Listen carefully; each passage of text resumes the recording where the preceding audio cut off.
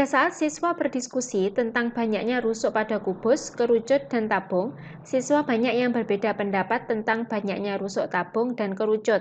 Setelah dianalisis, kesalahan mereka dikarenakan perbedaan dalam memahami konsep rusuk pada bangun ruang tersebut. Tindakan yang sesuai untuk menangani perbedaan siswa dalam memahami konsep tersebut adalah: yang A, siswa diminta mengamati benda real yang berbentuk kubus, tabung, dan kerucut untuk menghitung banyaknya rusuk. Yang B, siswa diminta mengamati gambar kubus, tabung, dan kerucut untuk menentukan banyaknya rusuk. Yang C, siswa diminta mengamati alat peraga dan gambar yang berbentuk kubus, tabung, dan kerucut untuk memikirkan apa yang dinamakan rusuk. Yang D, membandingkan banyaknya rusuk balok dan kubus. Dan yang E, guru menjelaskan banyaknya rusuk kubus, tabung, dan kerucut sehingga siswa paham. Nah, jawaban yang benar dari soal ini itu adalah yang C. Siswa diminta mengamati alat peraga dan gambar yang berbentuk kubus, tabung, dan kerucut untuk memikirkan apa yang dinamakan rusuk. Nah, penjelasannya, saat siswa mengalami perbedaan pendapat tentang suatu konsep tertentu, cara menanganinya adalah menutup yang menyebabkan mereka mengalami miskonsepsi.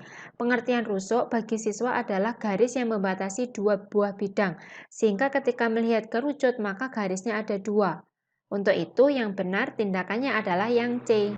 Kita lanjut soal nomor 2. Kegiatan-kegiatan pembelajaran berikut ini yang dapat memotivasi siswa untuk berprestasi sesuai dengan materi yang sedang dipelajari adalah: A. Memberikan reward bagi yang berprestasi. B. Menjelaskan cara belajar agar berprestasi. C. Memberikan hukuman bagi yang tidak berprestasi. D. Memberitahukan manfaat materi yang baru dipelajari.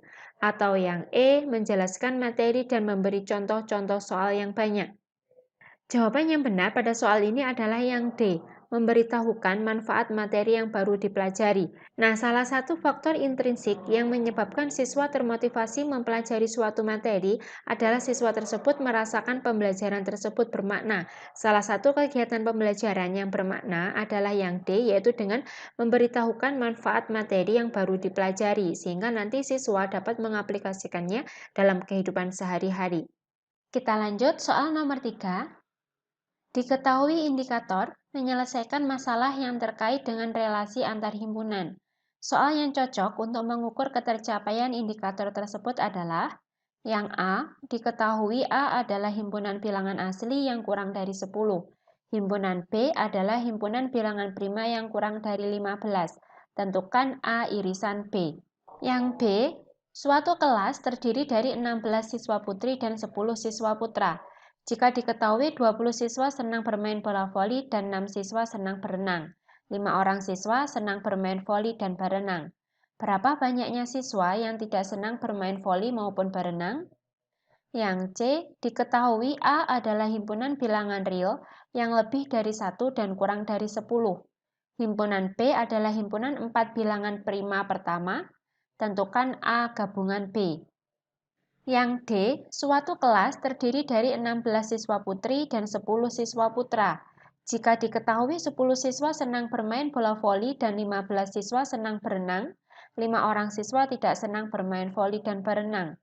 Gambarkan diagram Venn yang menggambarkan hubungan himpunan siswa yang senang dan juga tidak senang bermain voli maupun renang. Yang E, diketahui A adalah himpunan bilangan real yang lebih dari 3 dan kurang dari 10.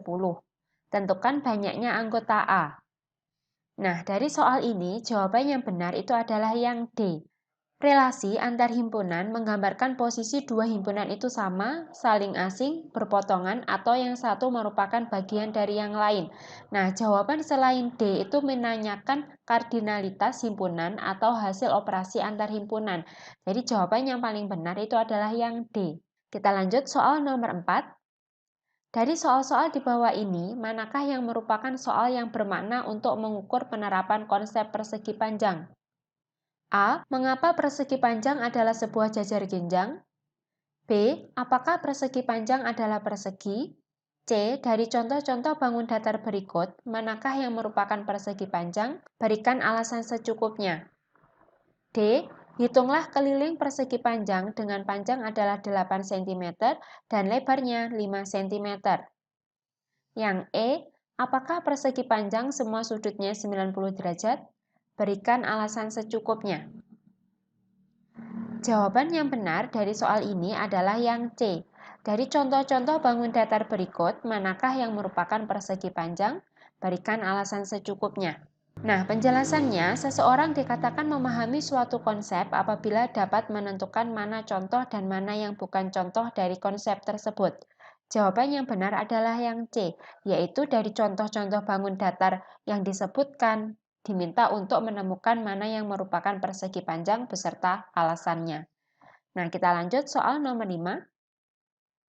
Dalam sebuah pembelajaran tentang bentuk aljabar, 2A plus 3B diilustrasikan oleh siswa sebagai jumlahan 2 buah apel dan 3 buah jeruk. Siswa lain mengilustrasikan jumlahan dari buah apel yang berada pada 2 kardus besar dan 3 kardus kotak kecil. Tindakan yang tepat yang dapat dilakukan oleh guru untuk menangani perbedaan pendapat siswa tersebut ialah A. Menjelaskan bahwa kedua jawaban tersebut benar. B. Meminta siswa untuk melihat kembali tentang definisi variabel. C. Meminta siswa untuk melihat kembali unsur dari bentuk aljabar. D. Memberikan soal lain agar siswa dapat mendapatkan pola. Atau yang E. Memberikan selamat bagi siswa yang menjawab dengan benar. Nah, jawaban yang benar adalah yang B. Meminta siswa untuk melihat kembali tentang definisi variabel. Nah, untuk memberikan justifikasi sesuatu itu benar atau salah, seseorang harus tahu dasar atau kesepakatan yang telah dibuat.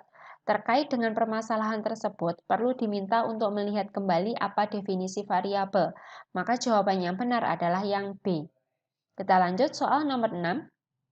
Diketahui barisan 1/2, 1/4, 1/8, dan seterusnya. Tentukan suku ke-8 barisan tersebut. Dari pilihan jawaban berikut yang merupakan pengecoh yang kurang tepat adalah jawaban yang benar adalah yang E. 1/2 plus 2 plus 2 dan seterusnya. Nah, untuk menentukan distraktor yang tepat sesuai dengan soal yang diberikan, maka distraktor itu tidak boleh mencolok bentuknya dengan opsi yang lain. Distraktor harus merupakan jawaban dari peserta tes yang salah dalam prosedur maupun konsep penyelesaian masalah tersebut.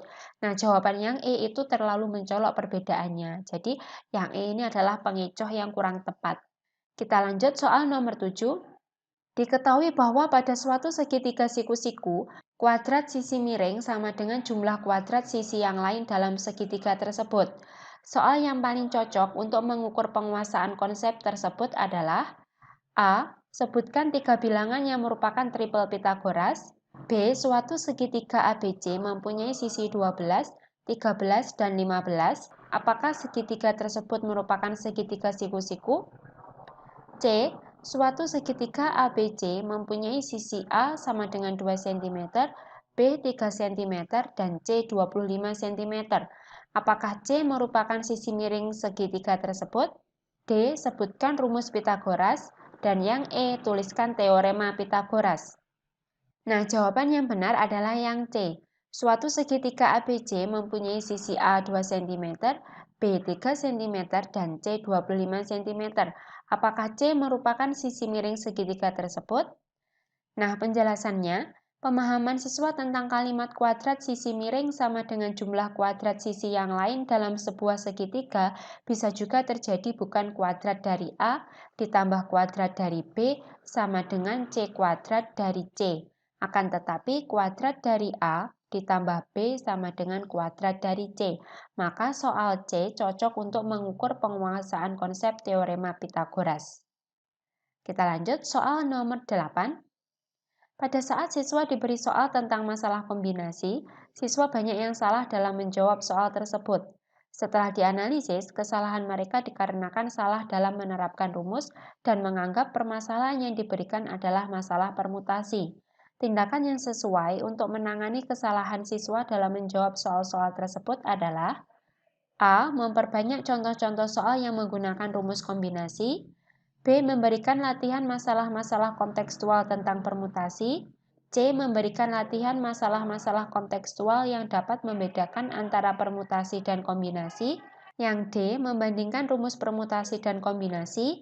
Atau yang E, memperbanyak latihan soal menggunakan rumus kombinasi? Jawaban yang benar adalah yang C, memberikan latihan masalah-masalah kontekstual yang dapat membedakan antara permutasi dan kombinasi. Saat siswa diberi soal tentang masalah kombinasi, siswa banyak yang salah dalam menjawab soal tersebut karena para siswa menerapkan rumus dan menganggap permasalahan yang diberikan adalah masalah permutasi. Nah, hal ini terjadi karena diindikasikan bahwa siswa-siswa itu kurang memahami permasalahan yang ada, termasuk masalah permutasi atau kombinasi. Nah, untuk itu, tindakan yang sesuai untuk menangani kesalahan siswa dalam menjawab soal-soal tersebut adalah jawaban yang C, yaitu memberikan latihan masalah-masalah kontekstual yang dapat membedakan antara permutasi dan kombinasi. Kita lanjut soal nomor 9. Dalam sebuah kelas, mayoritas siswa kurang aktif mengikuti pembelajaran sehingga siswa terlihat sering mengantuk ketika mengikuti pembelajaran. Di antara tujuan PTK berikut yang sesuai dengan permasalahan adalah yang A, meningkatkan keaktifan siswa melalui pendekatan pembelajaran matematika realistik. B. Membandingkan keaktifan siswa sebelum dan sesudah penerapan pendekatan pembelajaran matematika realistik. C. Mengembangkan perangkat pembelajaran dengan menggunakan pendekatan pembelajaran matematika realistik. D. Mendeskripsikan faktor-faktor yang mempengaruhi keaktifan siswa dalam pembelajaran. Atau yang E. Mendeskripsikan faktor-faktor yang mempengaruhi rendahnya prestasi belajar matematika. Jawaban yang benar adalah yang A, meningkatkan keaktifan siswa melalui pendekatan pembelajaran matematika realistik. Nah, penelitian tindakan kelas atau PTK itu bertujuan untuk memperbaiki proses pembelajaran. Kalau dalam pembelajaran mayoritas siswa itu kurang aktif, maka dalam PTK itu dilakukan dengan tujuan untuk melakukan pembelajaran yang bisa meningkatkan keaktifan siswa. Jadi jawaban yang benar adalah yang A. Kita lanjut soal yang terakhir. Diketahui judul PTK, penerapan problem posing untuk meningkatkan kemampuan berpikir kritis siswa kelas 7A SMPN Salatiga. 1. Berpikir kritis. 2. Problem based learning. 3. Pengajuan masalah. 4. Pembelajaran matematika.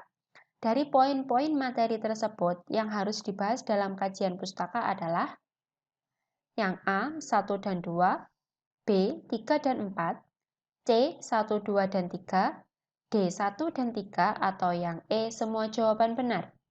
Nah, jawaban yang benar untuk soal ini itu adalah yang D, 1 dan 3. Kajian pustaka berfungsi untuk memberikan landasan teori terkait dengan materi topik penelitian yang akan dilakukan. Terkait dengan judul tersebut, pada kajian pustaka sekurang-kurangnya membahas tentang berpikir kritis dan pengajuan masalah atau problem posing. Nah, demikianlah tadi pembahasan soal-soal P3K